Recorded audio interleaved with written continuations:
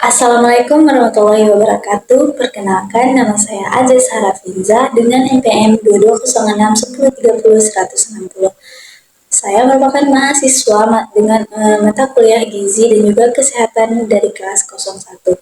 Nah, baik, pada video kali ini saya akan mewawancarai seseorang tentang survei konsumsi pangan dengan metode multiple 24 host recall. Metode multiple 24 host recall ini adalah metode yang digunakan dalam survei konsumsi pangan untuk mengumpulkan data mengenai asupan makanan individu. Nah, dalam metode ini, responden itu diminta untuk mengingat dan juga melaporkan semua makanan dan juga minuman yang dikonsumsinya selama 24 jam sebelum wawancara ini dilakukan. Penggunaan kata multiple dalam metode ini mengacu pada pengambilan data yang dilakukan pada beberapa hari yang berbeda. Nah, biasanya 2 hingga 4 hari non berturut-turut.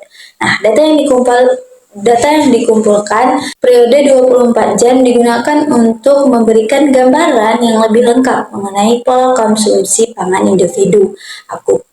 Akuntansi variasi harian dalam pola makan. Metode ini sering juga digunakan dalam survei konsumsi pangan karena dianggap dapat memberikan informasi yang lebih akurat mengenai asupan makanan daripada metode yang mengandalkan kuesioner yang meminta responden mengingat asupan pangan mereka dalam jangka waktu yang lebih lama. Setelah data asupan pangan terkumpul, informasi tersebut dapat digunakan untuk menganalisis pola konsumsi pangan, menyediakan kecukupan gizi, dan juga merencanakan program-program intervensi gizi. Baik, mungkin dengan penjelasan singkat tersebut teman-teman dapat memahami terlebih dahulu apa itu ataupun sudah memahami tentang metode multiple 24 host recall ini. Nah, baik, di sini saya sudah kedatangan Kak Putri yang akan saya wawancarai tentang metode ini. Nah, baik, Kak Putri, bagaimana keadaannya? Alhamdulillah baik. Baik Kak, saya akan menanyakan beberapa pertanyaan tentang konsumsi pangan dengan metode multiple 24 host recall ini. Nah, di sini saya terdapat 6 pertanyaan ya. Selama 2 kali 24 jam terakhir, tolong ceritakan makanan dan juga minuman apa saja yang Anda konsumsi, termasuk jenis makanan, waktu makan, dan juga takaran atau porsi yang Anda konsumsi. Selama 24 jam pertama pada hari Senin, saya sarapan dengan oatmeal dan segala susu pada pukul 7 pagi. Kemudian saat makan siang pukul 1 siang, saya makan nasi goreng dengan telur dan sayuran. Sorenya sekitar pukul 4, saya makan sepotong kue dan minum teh hangat. Malamnya pada jam 7 malam, saya makan ikan bakar dengan nasi dan tumis kangkung. Pada hari kedua, Selasa, sarapan saya terdiri dari roti dan selai kacang pada pukul 8 pagi. Makan siang sekitar pukul 12 siang. Saya makan salad sayuran dengan potongan daging ayam panggang. Sore harinya sekitar jam 5, saya makan menampung buah-buahan. Untuk makan malam sekitar pukul 8, saya makan spaghetti dengan saus tomat dan daging cincang. Selanjutnya, apakah ada jenis makanan tertentu yang Anda perhatikan itu memiliki pola konsumsi yang konsisten selama periode 2 kali 24 jam tersebut?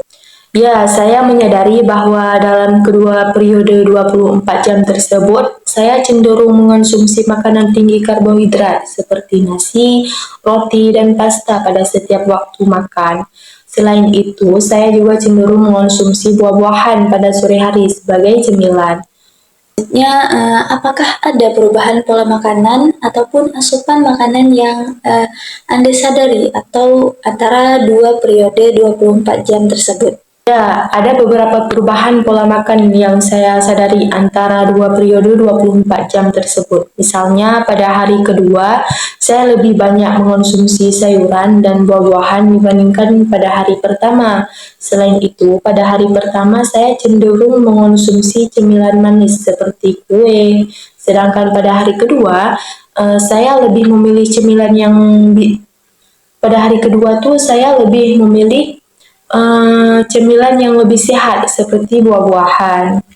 Nah, baik. Selanjutnya, apakah ada kebutuhan gizi tertentu atau kekurangan asupan makanan yang Anda sadari berdasarkan dua periode 24 jam ini?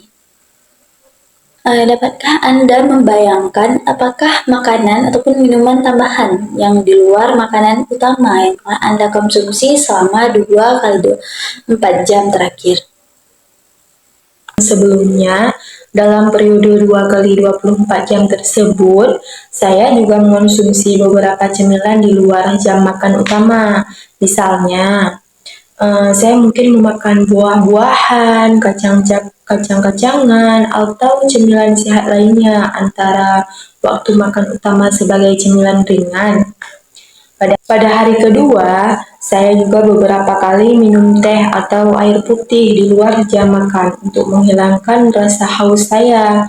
Apakah ada kebiasaan makan khusus seperti makanan vegetarian, vegan, ataupun diet tertentu yang Anda ikuti dalam 2 kali 24 jam terakhir? Nah, jika iya, mengapa Anda memilih pola makanan tersebut?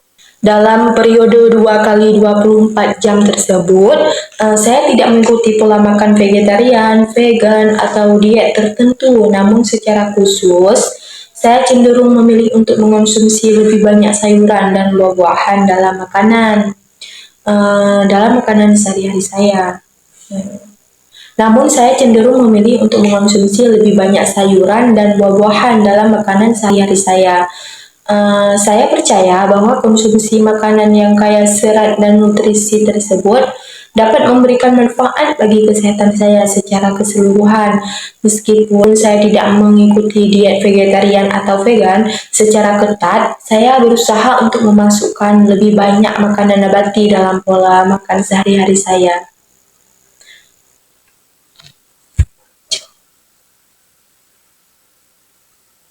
Baik, terima kasih Kak Putri yang telah bersedia untuk menjawab wawancara saya. Beberapa pertanyaan dari wawancara ya saya. Sama-sama. Nah, baik, setelah mewawancarai Kak Putri tadi menggunakan metode ini,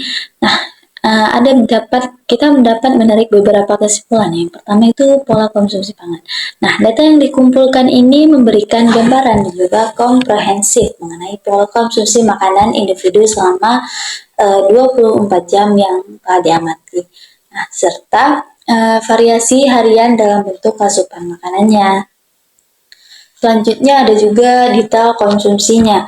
Nah, metode ini memungkinkan untuk mendapatkan detail yang cukup spesifik mengenai jenis makanan dan juga minuman yang dikonsumsi, waktu konsumsi, serta takaran dan juga porsi yang dikonsumsinya. Nah, selanjutnya kecukupan gizi.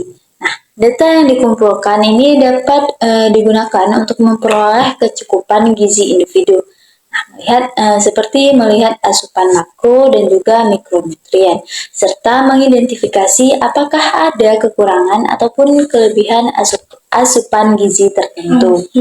Nah, selanjutnya ada penelitian kebiasaan makan. Nah, melalui wawancara ini, kita dapat diidentifikasi kebiasaan makan individu seperti pola makan vegetarian, vegan, ataupun diet khusus lainnya. Selanjutnya ada intervensi perencanaan.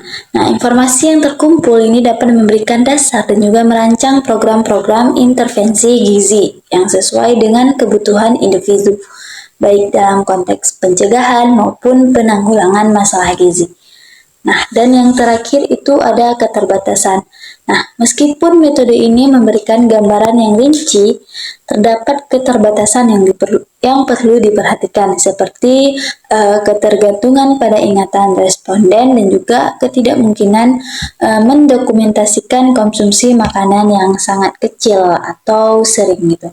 Kesimpulan dari wawancara dengan metode ini menjadi dasar yang kuat untuk menyerahkan dan juga merencanakan intervensi gizi yang baik sesuai dengan kebutuhan individu yang bersangkutan.